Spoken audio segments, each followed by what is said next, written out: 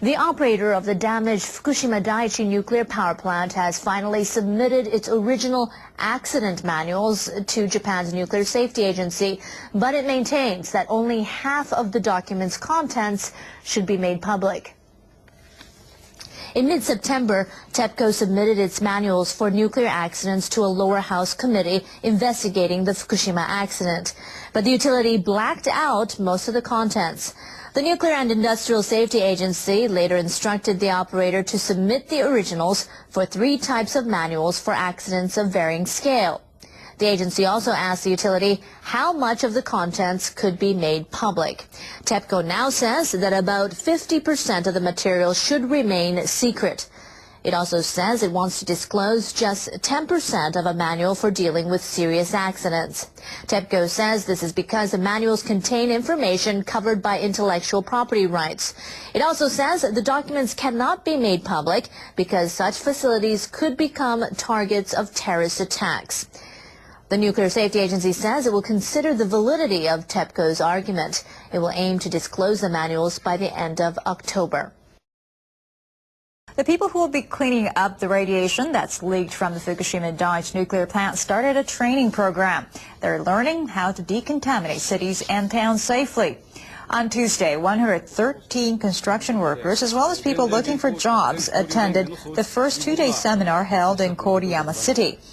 An official from the Japan Atomic Energy Agency briefed them on the kind of tools that are most effective for removing radioactive materials from the gutters of houses and ditches alongside roads.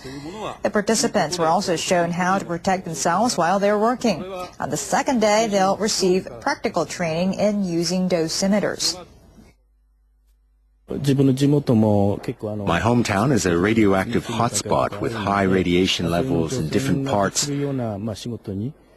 hope to get a job as a decontamination worker. Once the workers have been trained, they'll be ready to start the actual work on decontamination. The prefecture is planning to hold 10 seminars between now and the end of the year.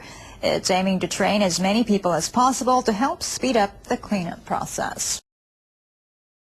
Japan's nuclear watchdog has ordered Tokyo Electric Power Company, or TEPCO, to draw up clear safety guidelines to get the Fukushima Daiichi nuclear plant under control.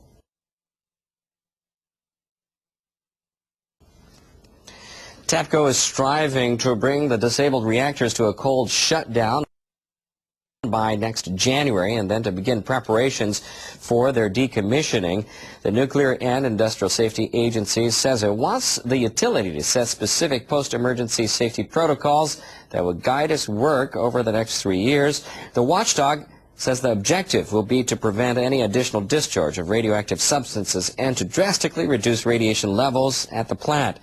It says TEPCO should identify ways to pinpoint and control radiation hotspots and take steps to prevent hydrogen explosions. The agency also gave the utility a mid-October deadline to explain the safety measures when using decontaminated water to cool down the reactors. The government watchdog says it will ask experts to review the guidelines that TEPCO presents. A reactor at the Genkai nuclear power plant in western Japan shut down automatically on Tuesday following a technical problem in its cooling system. The plant's operator, Kyushu Electric Power Company, says no one was hurt and there have been no increases in radiation levels near the plant. The Nuclear and Industrial Safety Agency says the number 4 reactor at the plant stopped operating at around 1:40 p.m. on Tuesday. Signaling equipment indicated abnormalities in the cooling system's steam condensers. The suspension has left the utility with only one of its 6 reactors in operation. The Japanese have seen in their infinite wisdom that they're going to burn 500,000 metric tons of radioactive rubble from the Fukushima area and from the earthquakes. They're going to bring this stuff to Tokyo. They're going to incinerate it, let it out high smokestacks.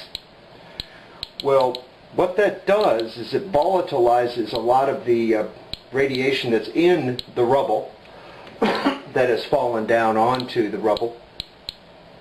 You can't burn radiation away. You could just put it places.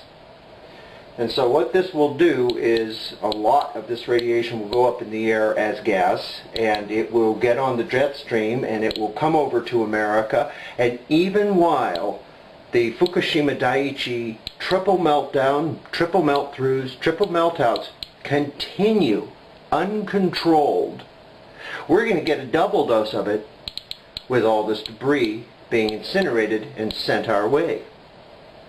Now, the readings that we're going to get here will certainly be over background, but they don't compare to some of the readings across the United States. In the last 10 days, our colleague in St. Charles, Missouri, north of St. Louis, Porter Blog, he has detected 178 times background in the rain there. We've had detections of over 100 times background in the Toronto area and in Winnipeg. We've had incredibly high detections in the Pacific Northwest with fears that plutonium-239 could have been in some of that fallout that those people, unbeknownst to them, were subjected to.